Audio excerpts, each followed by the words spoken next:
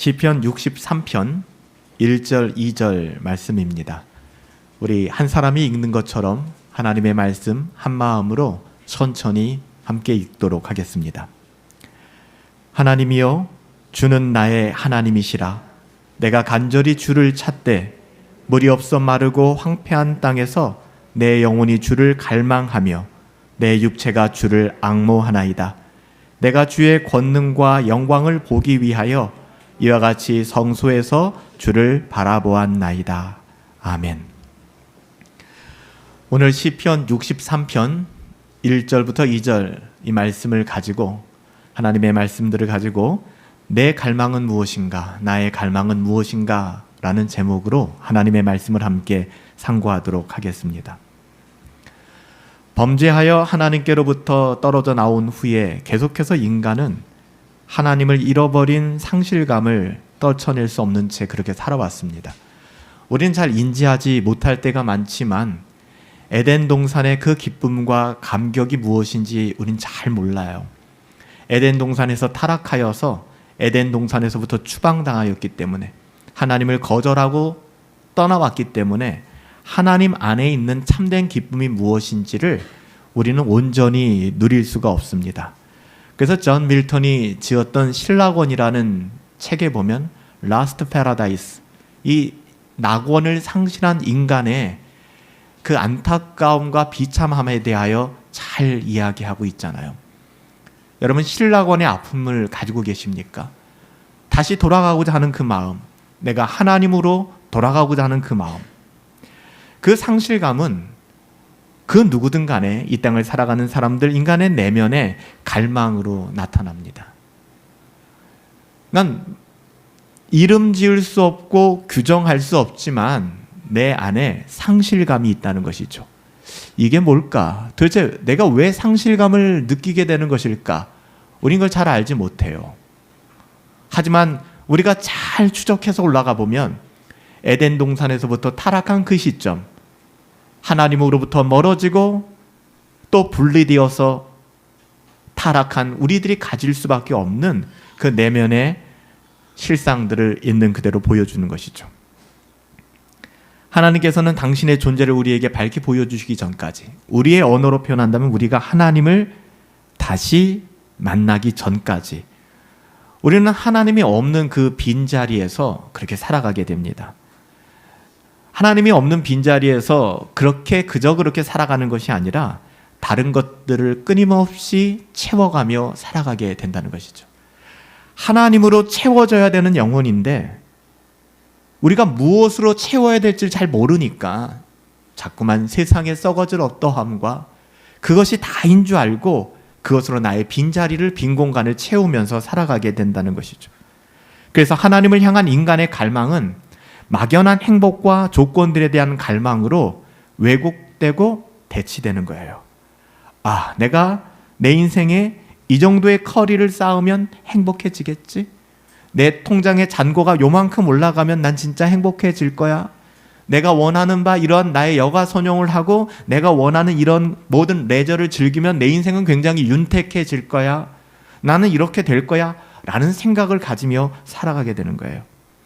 전도서 기자는 그것을 너무나 잘 알고 있었기 때문에 우리가 새벽마다 살펴보는 전도서를 통하여 전도자는 뭐라고 얘기합니까? 하벨, 헛되고 헛되고 헛되니 모든 것이 해 아래서 바람을 잡는 것 같이 헛되구나. 그 말은 뭐예요?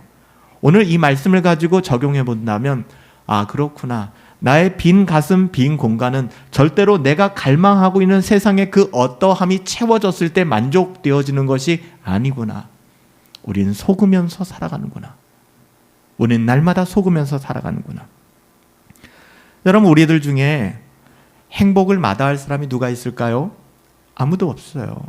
다 행복해지고 싶죠. 모두가 행복을 갈망합니다.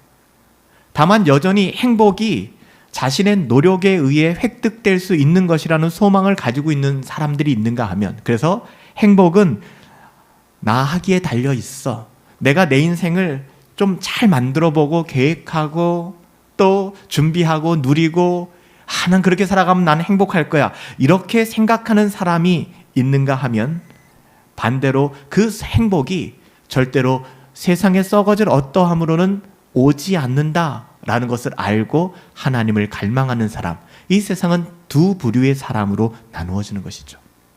후자를 우리는 하나님의 자녀라고 얘기합니다. 다시 태어났다, 거듭났다라고 얘기합니다. 자기의 어떠함으로 살아보겠노라고 살아가는 사람들을 우리는 거듭나지 않은 사람들이라고 얘기합니다. 거듭나지 않았기 때문에 여전히 하나님이 아니라 나님을 섬기며 사는 것이죠.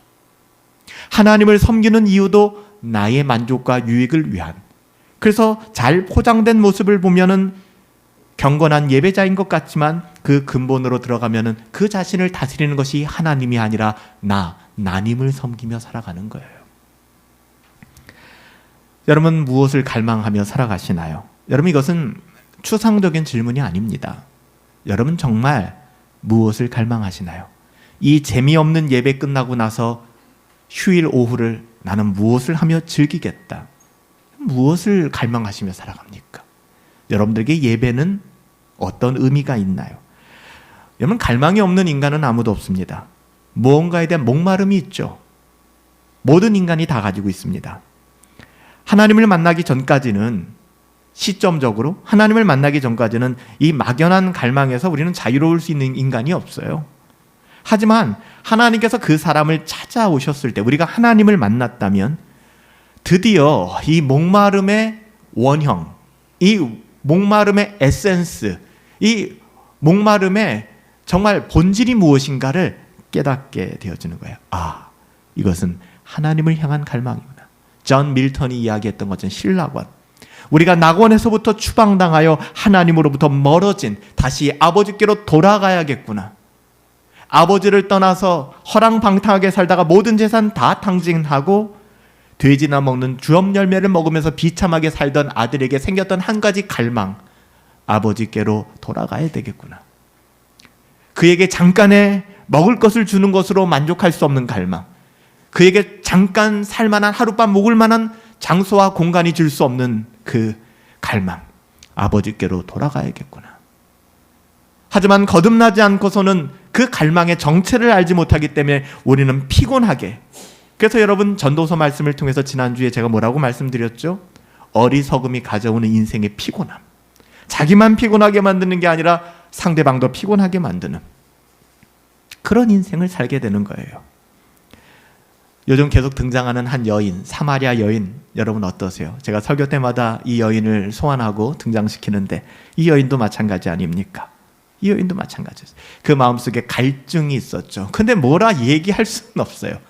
그래가지고 어떤 이유인지는 모르겠지만, 어떻게 우리가 해석해야 될지 모르겠지만, 여하튼 결혼도 여러 번 했어요. 남편도 여러 번 바꾸었어요. 또 자기 나름대로의 삶의 방식을 깨달아서 아무도 물을 길러 나오지 않는 그 장렬하는 오후에 물을 길러 나왔어요. 뭔가 갈증이 있는데 초등학생도 알만한 갈증이죠. 이 갈증은 적어도 그냥 육체의 목마름을 채우기만 그런 갈증은 아니었던 것 같아요. 굉장히 복잡했던 것 같아요. 자기도 잘 알지 못하는 그 복잡한 감정을 가지고 이 여인은 날마다 물을 뜨러 나왔습니다. 주님은 알고 계셨죠. 그래서 주님께서 정말 굳이 그 사마리아 길로 가실 필요도 없는데, 누가 가자고 하지도 않는데 그 여인의 마음을 경청하시고 주님이 그리로 들어가시지 않았습니까? 주님께서는 이 여인의 갈망을 알고 있었기 때문에. 진짜 주님을 만났을 때 이 여인은 물동이를 집어 던지고 마을로 뛰어 들어갑니다. 마을은 그녀가 상처받았던 공간이에요. 마치 모세가, 우리 금요 예배에 오신 분들은 아시겠죠? 마치 모세가 40년 동안 이집트 왕자로 있다가 내가 이스라엘 백성 구원해 보겠다라는 자기 의지로 애굽인 쳐 죽였고, 자기 편이라고 생각했던 이스라엘 백성이 모세를 고발했고, 모세는 자기 민족 때문에 미디안 땅으로 도망가서 상처받은 가슴으로 또 40년을 살았어요. 그때 하나님께서 찾아오셔서 모세에게 하신 말씀이 많이 힘들었지가 아니라 네 백성이 고통받고 있어, 내 백성이 고통받고 있어라는 메시지였어요. 얼마나 참담했을까요? 하나님, 당신이 걱정하고 있는 그 백성 때문에 내가 이 모양 이 꼴이 됐어요. 그 분노가 있었을지도 모르겠어요. 하나님께서는요, 그 영혼을 만지시는 거예요. 그리고 진짜로 그 영혼의 그 마음을 하나님의 마음으로 새롭게 하시고 인도해 주시는 거죠. 오늘 수가성 여인 마찬가지였어요. 이 여인의 마음을 주님께서는 알고 계셨습니다. 찾아오셨죠. 그래서 이 여인은 어떻게 했어요? 물을 뚫어 나왔지만 그 물동이를 던져버렸어요. 더 이상 내가 물을 뜨는 것, 내가 내 방식대로 살아가는 그 모든 것이 내 행복의 이유가 될 수 없다는 것을 깨달은 것이죠. 언제요? 주님을 만났을 때. 그래서요, 주님을 만났음에도 불구하고 그 인생에 답을 얻지 못하고 여전히 세상에 썩어질 그 어떠함이 나이대마다 다 다르거든요. 청소년들은 청소년들 나름대로 행복을 추구하는 여러 가지 스펙트럼이 있고요. 다 달라요. 청년은 청년들 나름대로, 결혼하고 신혼 때는 신혼 나름대로, 중장년, 노년 다 달라요. 그런데요, 한 가지 공통점은 뭔지 아세요? 이 전 연령대의 스펙트럼에서 추구하는 여러 가지 행복의 모습들은 다를 수 있겠지만, 그래서 우리가 전도서를 읽어야 되는 거예요. 그 모든 것이 한결같이 하벨, 아침 안개 같고 사라지는 거예요. 내가 좋은 대학만 가면, 좋은 대학 나오신 분들 계시죠? 그것이 여러분의 인생의 지금도 기쁨과 즐거움의 이유가 되십니까? 내가 원하는 직장만 들어가면, 여러분 정말 그러시던가요? 내가 원하는 사람과 결혼만 하면, 우리 가정에 이런 일만 있으면, 여러분 정말 그렇다고 생각하십니까? 여러분 직접 경험이 아니더라도 하나님께서 말씀하시는 거잖아요. 그렇지 않다. 오늘 수가성 여인은요, 그토록 원했던 물동이를 던져버리고 마을로 뛰어들어갔습니다. 여러분, 이 갈망은 세상의 어떤 다른 것으로 만족스럽게 채워지지 않으며 채워질 수도 없는 겁니다. 절대로. 그래서 우리가 오늘 생각하게 되는 참된 신앙을 입증하는 믿을 만한 증거는 뭘까요? 제가 늘 말씀드리는 거죠. 우리의 신앙이 진짜일까? 내가 신앙이 있나? 우리의 어떠함이 아니라고요. 자꾸만 이런 얘기하면은, 목사님 저는 너무 형편이 없어요. 이제 아셨어요? 우리는 형편 없습니다. 저는 죄덩어리예요. 저는 능력이, 이제 아셨어요? 우린 죄덩어리예요. 능력이 없어요. 우리를 우리 되게 할 수 있는, 하나님의 자녀 되게 할 수 있는 유일한 근거는 뭐라고요? 예수 그리스도입니다. 그래서 예수님을 믿으라고 하는 거예요. 예수님을 믿는다는 의미는 뭔지 아세요? 나의 모든 죄가 그분께 전가되었어요. 그래서 난 무죄해졌습니다. 무죄하면 의로운 겁니까? 무죄와 의로움은 또 다르지 않습니까? 그럼 우리의 모든 상급, 우리의 모든 의로움의 근거는 뭐예요? 예수님이 사시며 모든 율법을 완전하게 지켜내시고 이 땅을 살았던 모든 그의 삶, 그의 공로가 우리에게 전가된 겁니다. 그래서 우리는 예수님을 믿는다 할 때 예수 그리스도로 말미암아 죄 사함을 받고 예수 그리스도로 말미암아 의롭게 되었다라고 이야기를 하는 거예요. 여러분, 세상의 그 어떤 갈망으로도 우리의 영혼은 채워줄 수 없습니다.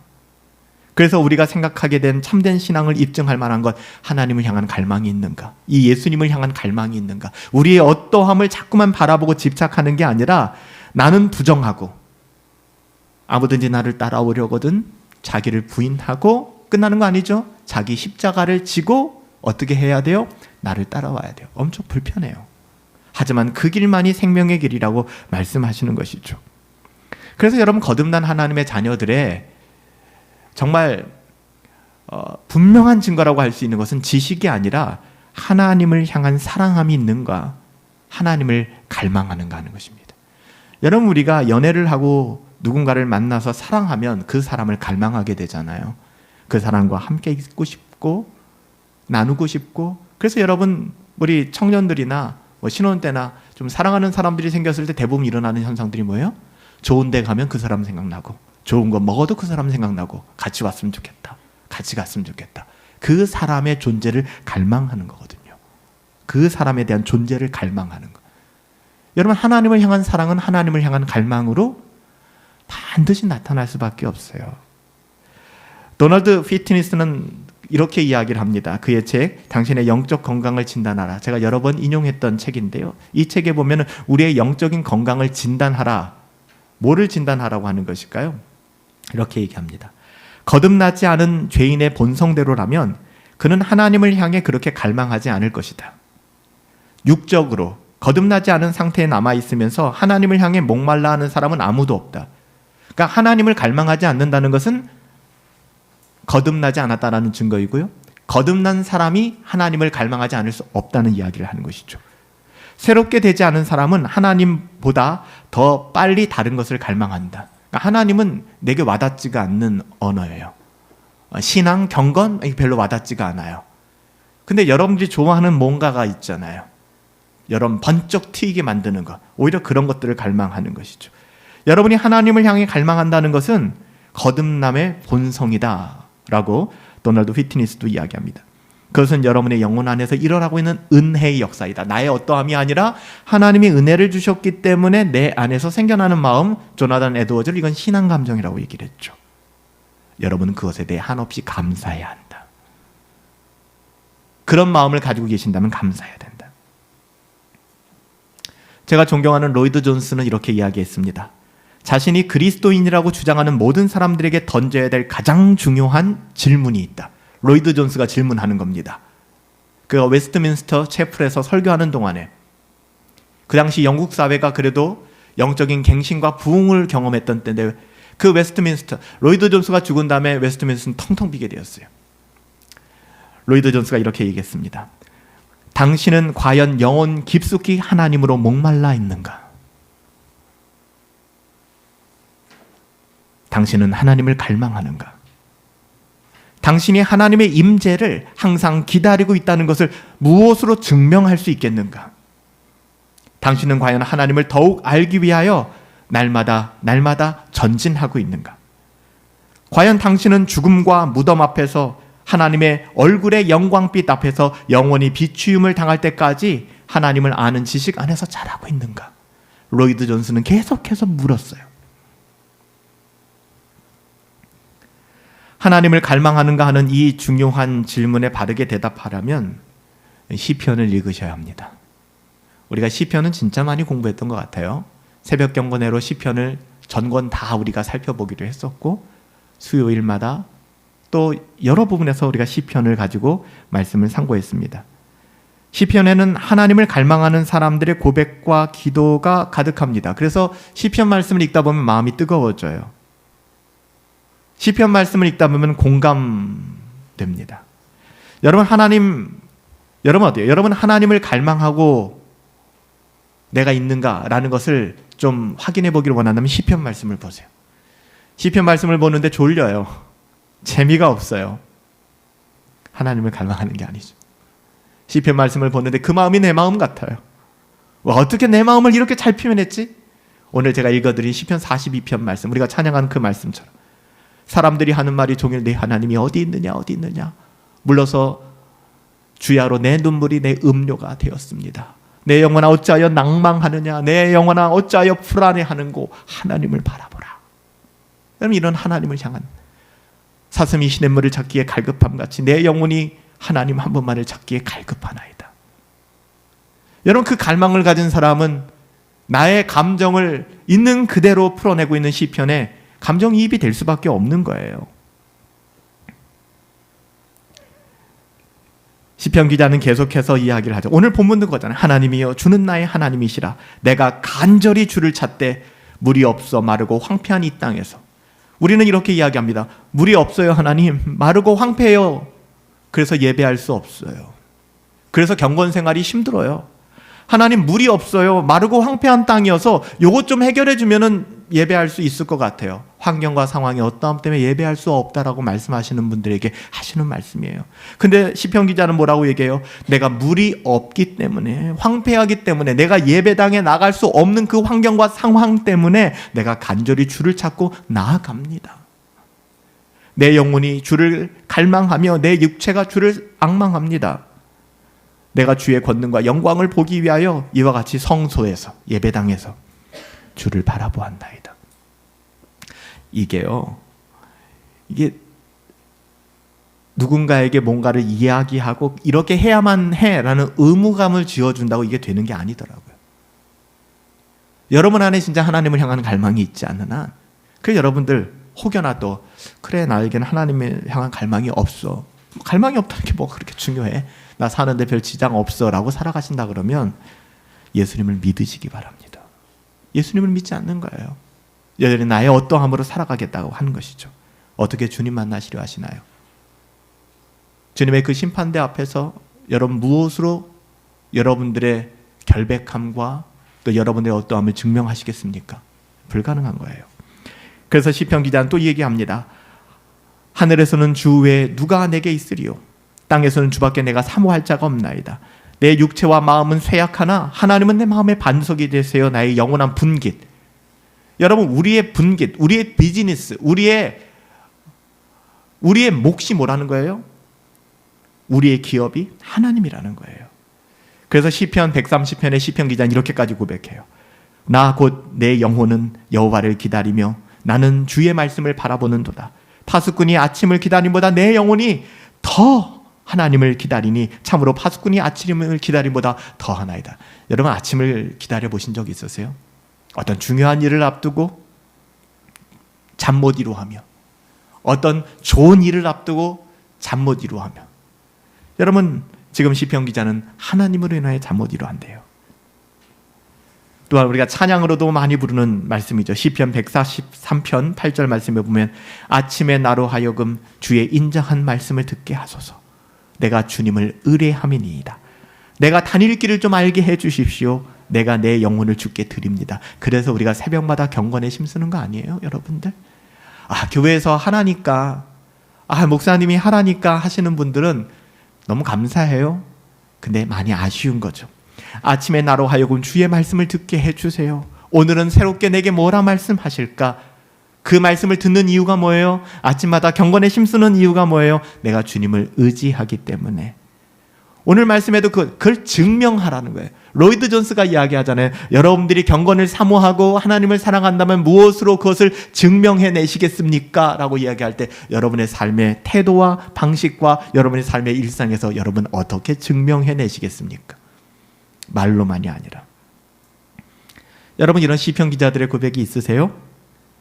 이렇게 비슷한 말로 기도하지 못했을지라도 이런 비슷한 마음들, 우리는 문장력이 별로 좋지 못해서 이만큼 표현할 수는 없지만 시편 말씀을 읽을 때 내 가슴 미어지도록 이게 내 마음인데, 여러분, 실현한 다음에 특징이 뭐예요? 유행가 가사가 들려요. 왜요? 다 나를 위한 노래 같아요. 유행가 가사들 실현당하고 뭐 사랑의 아픔 이런 건 진짜 많잖아요. 그 가사가 다 내 마음 같아요. 경험 다 해보지 않으셨어요? 바로 그거거든요. 감정이입이 되는 거예요. 여러분, 시편 말씀을 보실 때 여러분 어떠세요? 또 시편 말씀 한 구절만 더 읽어드릴게요. 123편 2절 말씀인데요. 제가 전에도 한번 이 말씀 드린 적이 있어요. 상전의 손을 바라보는 종들의 눈같이, 여주인의 손을 바라보는 여종의 눈같이 우리의 눈이 여호와 우리 하나님을 바라보며 우리에게 은혜 베풀어 주시기를 기다리나이다. 그러니까 이 시편 말씀은 뭐예요? 하나님의 자녀들이 어떻게 하나님을 갈망하게 되는지, 그러니까 해야 된다 하지 마세요. 자꾸만 어떻게 하나님을 갈망해야 되는지 여러분들 아셔야 됩니다. 그러면 이게 의무로 느껴지잖아요. 그러니까 타동사가 아니라 자동사입니다. 어떻게 갈망하게 되는지 내가 갈망하게 되는 거예요. 그냥 자연스럽게. 여러분, 남자 종과 여자 종이 각기 자기의 상전인 남자 주인과 여자 주인의 손을 바라본다는 거예요. 물론 종들은 주인을 잘 섬기기 위해서 주인의 손끝 하나에서도 신경을 곤두세워야 되고 그렇게 주인을 섬겨야 되는 사람들이죠. 근데 지금 시편에서 시인이 말하고자 하는 건 뭐예요? 주인이신 하나님을 잘 섬기기 위해서는 종들이 마치 주인의 손을 주목하는 것처럼 그렇게 하나님을 주목해야 된다. 여러분, 이렇게 말하는 것일까요? 잘 보세요. 이 시편 말씀에서 가장 많이 나오는 말이 눈이라는 말이에요. 1절, 4절 모두 4번이나 눈이라는 말이 나옵니다. 그 다음에 많이 나오는 말이 은혜라는 말이에요. 2절, 3절에서 계속 은혜라는 말이 나와요. 이게 무슨 말이냐? 시편 기자는 시인이 말하는 것은 시인의 눈은 누굴 향하고 있죠? 하나님을 향하고 있는 거예요. 왜냐하면 은혜를 바라보고 있기 때문에. 주인의 뜻에 따라서 죽기도 하고 살기도 하는 고대 노예들을 여러분 상상해 보세요. 그 주인의 은혜로운 처분을 기다리고 있는 겁니다. 종은 주인의 은혜가 필요한 상황이에요. 여러분 아시죠? 노예 제도가 없어진 지가 얼마 안 됐다고요. 사람이 사람을 노예로 삼고, 실제적으로 우리가 뭐 흑인 노예, 백인 노예 이런 자료들이 많이 남아 있거든요. 사료들이. 그 노예 값이 얼마가 되는가? 노예 5명의 값이 소 한 마리 값. 그러니까 사람 취급을 당하지 못하는, 그리고 그 주인의 처분에 따라서 자신의 생명이 보존될 수 없는, 우리나라도 여러분들 이 노예제도가 폐해진 지가 얼마 안 됐단 말이에요.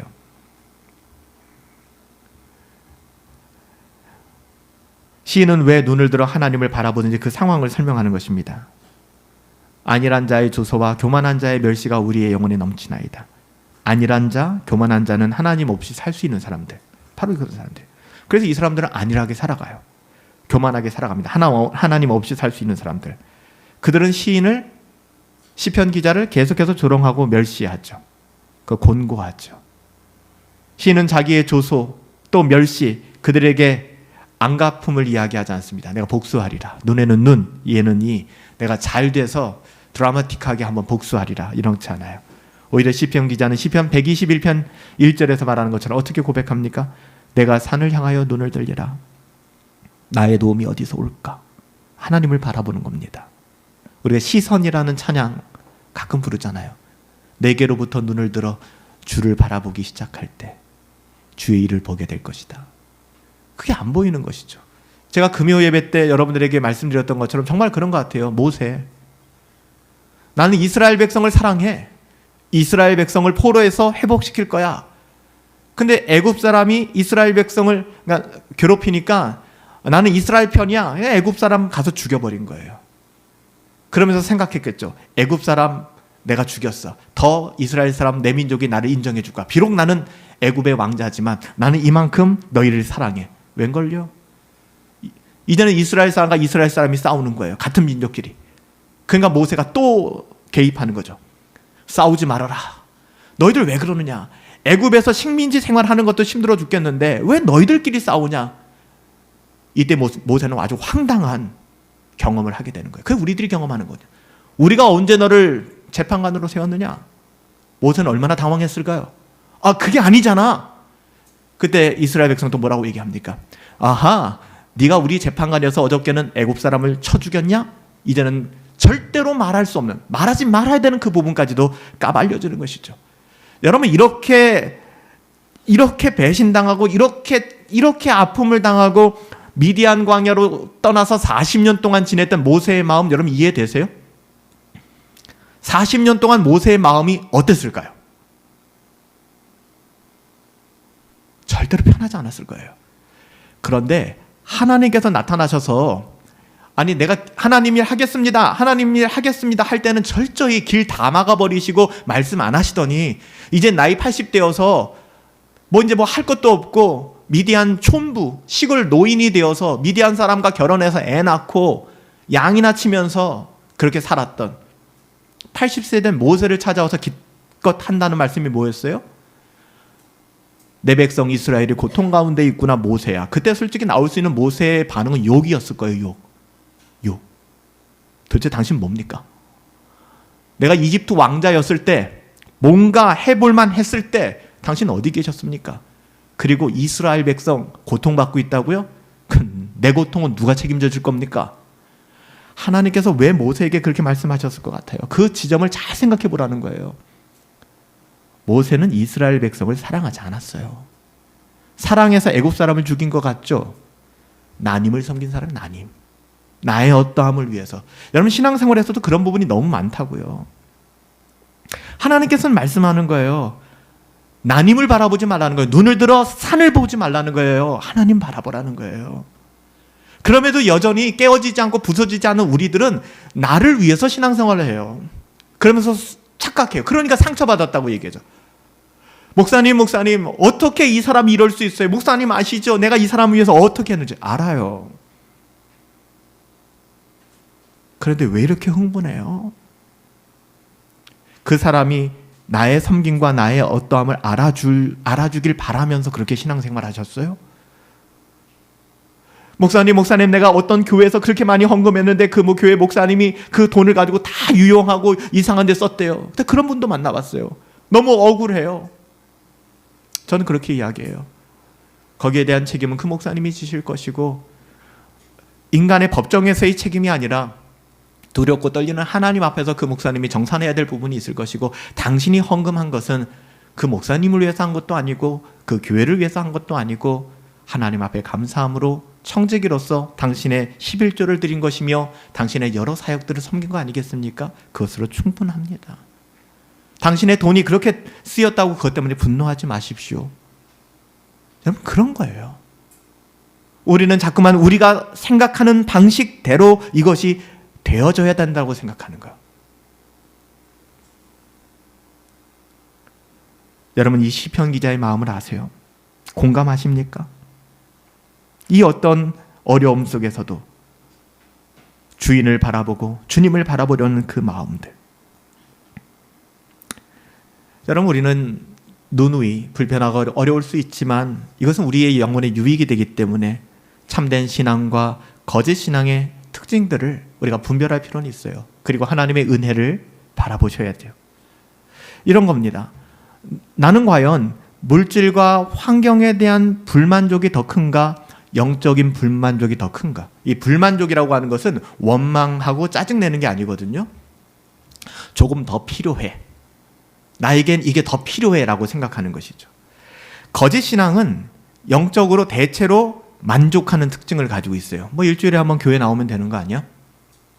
뭐 이 정도의 어떤 의무만 감당하면 되는 거 아니야? 그러니까 거짓 신앙의 특징, 영적인 것에 대해서는 끊임없이 만족해요. 아, 이만하면 충분하지 뭐. 여러분, 이거는 성경이 말하는 자족이 아닙니다. 이건 자족이 아니에요. 잘 보셔야 돼요. 성경적인 자족은 물질과 환경에 대해서 하나님을 인정하기 때문에 자족하는 것입니다. 모세는 미디안 땅이 겁나게 싫었지만 그 미디안 땅을 향하여 하나님 뭐라고 말씀하시는 거예요? 네가 선 곳은 거룩한 곳이야. 이스라엘이 아니라 지금 애굽 땅도 아니고 그 어떤 곳도 아니고 가나안 땅도 아니고 미디안 광야가 거룩한 곳이야. 너는 부정할지 모르겠지만 너가 서 있는 그곳은 거룩한 곳이야. 거기서 신을 벗어라고 얘기하는 것이죠. 여러분, 성경적인 자족은 물질과 환경, 상황이 어떠하든 간에 거기서 자족하는 겁니다. 스스로 만족하는 겁니다. 이건 어디서 오는가? 하나님을 신뢰할 때 가능합니다. 어떤 하나님? 하나님은 선하신 분. 이 큰 그림을 그릴 수 있는 사람들은 힘들 수는 있지만 절망하지 않아요. 이게 참 신앙의 특징입니다. 여러분, 디모데전서 6장 6절부터 8절에 보면 사도 바울이 이렇게 이야기하죠. 자족하는 마음이 있으면 경건에 정말 큰 이익이 되느니라. 우리가 세상에 아무것도 가지고 온 것이 없음에 또한 아무것도 가지고 가지 못하리니 우리가 먹을 것과 입을 것이 있은즉 족한 줄 알아야 한다. 그러니까 우리가 진짜 의식주 자체를 해결하지 못했던 시대도 있거든요. 그땐 정말 많이 힘들 것 같아요. 그런 상황 속에서 자족하라라고 이야기할 수 저는 없을 것 같아요. 많이 어려우니까. 근데 우리들의 삶의 자리를 지금 한번 해석해 보자고요. 그런 분들은 그렇게 많지 않은 것 같아요. 성경적인 자족은 때로는 그렇게 어려움, 때로는 먹지 못하는 지금 우리가 상상할 수 없는 자리에 놓인다 할지라도 자족하라는 거예요. 그리고 하나님으로 만족하라는 것이죠. 하나님께서, 제가 잘 쓰는 표현이죠. 이게 뭐 시편 16편 말씀의 표현이긴 한데, 하나님께서 내가 불평과 원망하는 이 자리까지도 딱 줄로 재어서 나에게 주신 것이구나. 그럼 불평하지 않아요. 그리고 제가 금요일날 말씀드렸죠. 모세를 부르신 그 하나님께서는 능력도 같이 주신다. 변명하잖아요. 저는 말 못해요. 저는 어린아이입니다. 저는 뭐 그런 거 못합니다. 하나님의 부르심이 그렇게 말씀하실 때 하나님은 능력을 주세요. 같이. 반드시 능력을 주세요. 근데 사실 뭐 능력 주시지 않았거든요. 본인 스스로가 다 할 수 있는 건데 부정적인 언어를 쏟아냈던 것뿐이죠. 그런데 세상 속에서 살아가는 사람들은 물질과 환경에 대해서는 끊임없이 더 요구하죠. 더 많이 벌기를 원하고 더 많은 것을 얻기를 원하고, 하지만 영적인 것에 대해서는 너무 가볍게 여기는 거예요. 주님께서 그런 사람들을 향해서 부자 비유를 소환해서 비유하셨습니다. 누가복음 12장 13절 21절에 뭐라고 얘기합니까? 부자가 걱정하기 시작해요.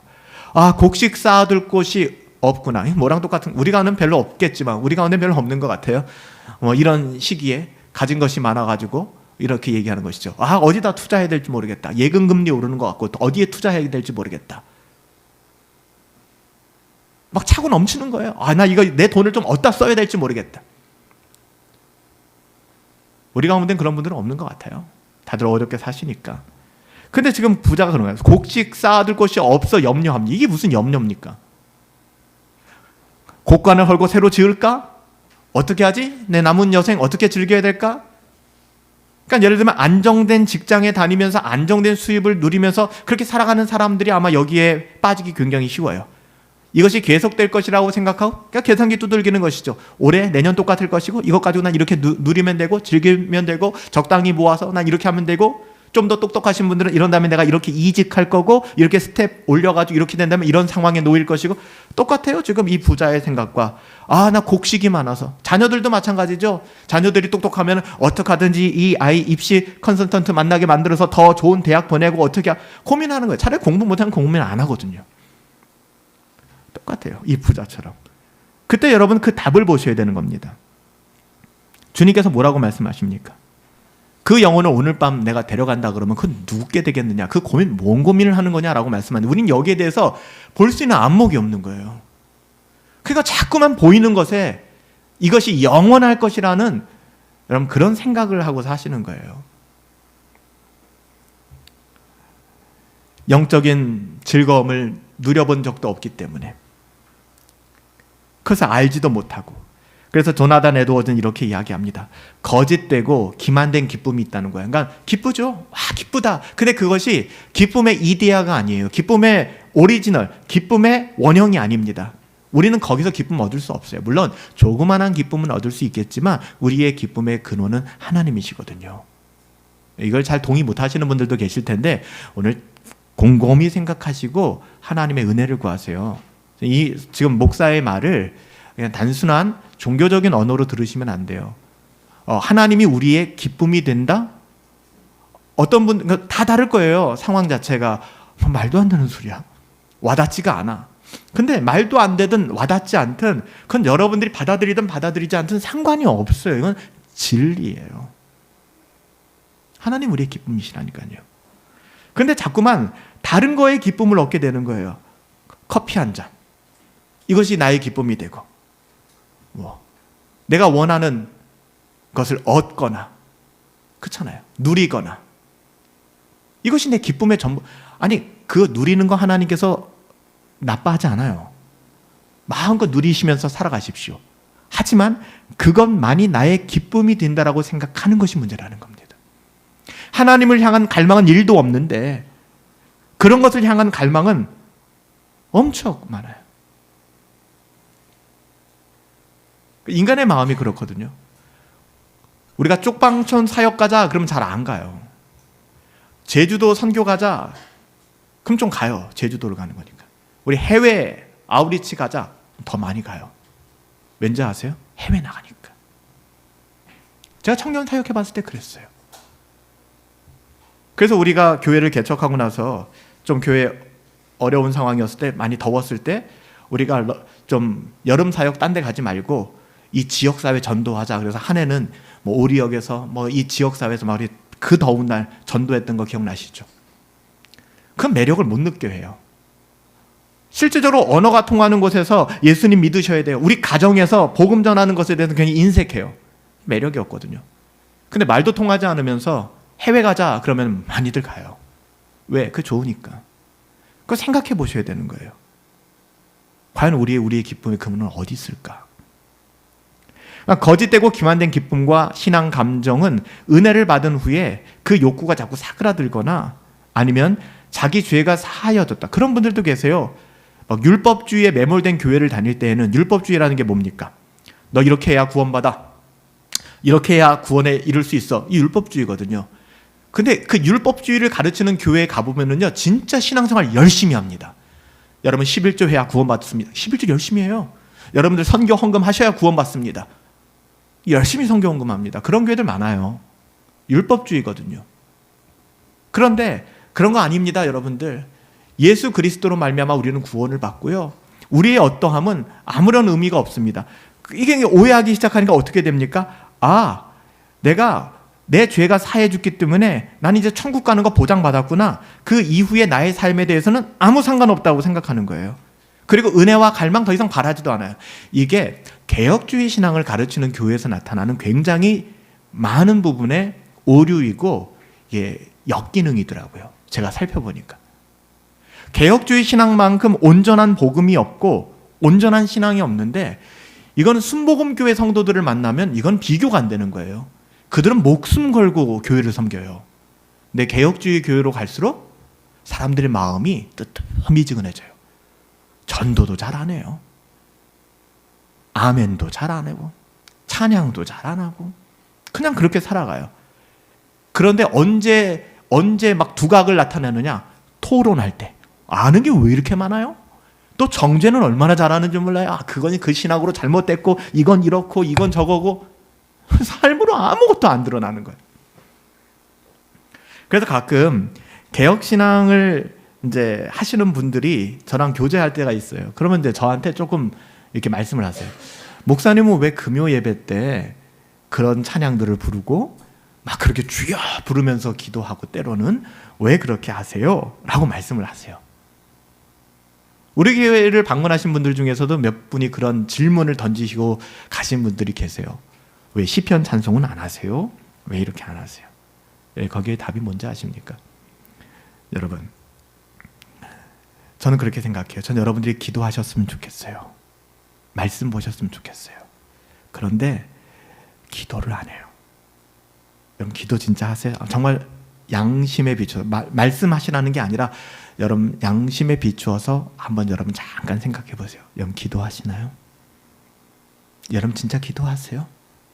한 주간 얼마나 기도라는 걸 하셨어요? 기도하지 않고 어떻게 살아가세요? 그게 가능하신가요? 숨 쉬지 않고 저 살 수 있습니다. 저 일주일 동안 숨 한 번 안 쉬고 살았습니다. 여러분 다 비웃지 않겠어요? 말도 안 돼.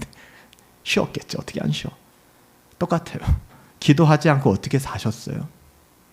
그게 가능합니까? 그러니까 불가능한 것입니다. 기도하지 않고 산다는 것. 하나님을 갈망하지 않고 우리가 살아갈 수 있다는 것. 그러니까 우리가 우리의 실정. 그래서 저는 그렇게 얘기하는 거예요.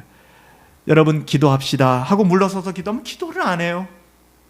우리 주여 3번 부르고 기도하십시다. 어떤 분들은 그럴 수 있어요. 주여 3번 왜 꼭 불러야 돼? 꼭 기도를 막 목소리 내서 해야 돼? 제가 사역을 한 30년 정도 해보니까 사람이 은혜 받으면 목소리 내고 막 기도하더라고요. 기도하더라고요. 정말 은혜 받은 사람들이 딱 앉아서 다리 꼬고 손 모으고 주여 하고 기도하는 거 저 본 적이 없어요. 흥분하더라고요. 가는 곳마다 전하더라고요. 우리가 한번 돌아볼 필요가 있다는 거예요. 여러분 존 파이퍼는 이렇게 이야기해요. 내가 만나본 가장 강하고 가장 성숙한 그리스도인들은 하나님을 가장 갈망하는 사람들이었다. 하나님을 향한 갈망. 오늘 말씀 한번 정리해봐요. 이제 우리는 이 말씀의 교훈을 한번 정리해 볼 필요가 있는데요. 하나님을 갈망하는 것은 오직 하나님의 자녀들만이 가지게 되는 권리입니다. 의무가 아니에요. 의무가. 괜히 제가 또 이렇게 설교한다고 목사님 하나님을 갈망하라고 나한테 막 겁박하시네. 협박하시네. 협박이 아니에요. 하나님의 자녀들은 하나님을 갈망한다고요. 저는 여러분 중에 하나님을 갈망하는 것이 내 안에 있기는 한 것을 알고 있는데 너무 부족하구나라고 느끼시는 분들에게 말씀드립니다. 만일 여러분들 참으로 하나님의 자녀임에도 불구하고 여러분 안에 영적인 갈망이 약하다면 그것은 여러분이 은혜를 충분히 받았기 때문이 아니라 오히려 세상의 어떠함으로 너무 배가 부르기 때문이에요. 그럴 때는 조금 금식하실 필요도 있고요. 세상의 쾌락들을 멀리 하실 필요도 있어요. 자꾸만 우리가 우리의 풍족함과 부요함, 엄청 풍족함과 부요함이 아니라 내 삶, 내 뜻대로 살 수 있다는 그거거든요. 거기에 빠질 때 우리는 하나님께로 가까이 갈 수가 없더라고요. 그래서 많은 분들이 고난은 의미가 있다.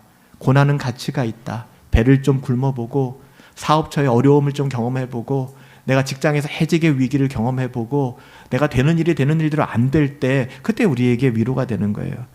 그래서 제가 한번 소개드렸던 책이죠. 존 파이퍼가 썼던 Hunger for God, 하나님을 향한 배고픔이죠. Hunger for God이라는 책에서 이렇게 얘기합니다.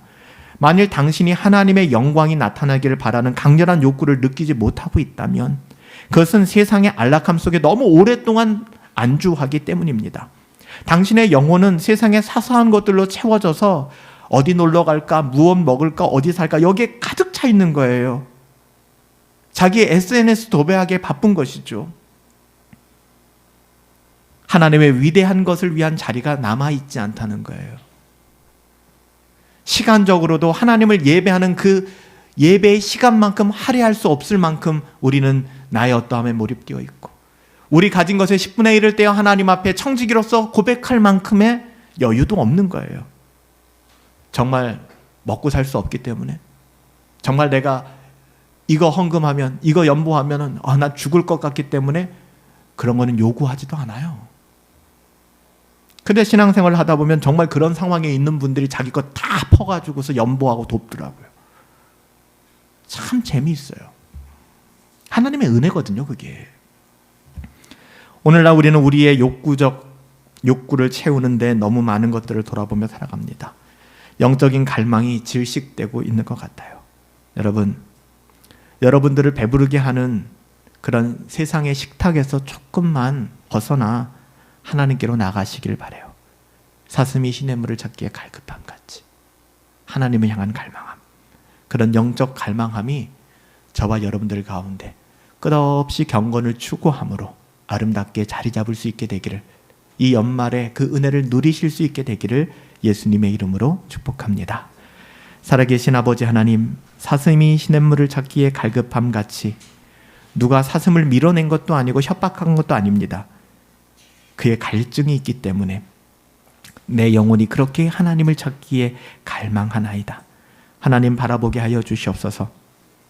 세상에 고만고만한 행복들, 그것도 우리에게 행복을 가져다 주지만 참된 행복의 근원이 무엇인지를 잊지 않게 하여 주시옵시고, 하나님의 자녀로서 누릴 수 있는 그 기쁨, 의무가 아니라 하나님의 자녀이기에 내 안에 충만할 수 있도록 주여 은혜 더하여 주시옵소서. 예수님의 이름으로 기도합니다. 아멘. 참된 행복과 기쁨이 저와 여러분들 가운데 있었으면 좋겠습니다. 화려하지 않아도 정결하게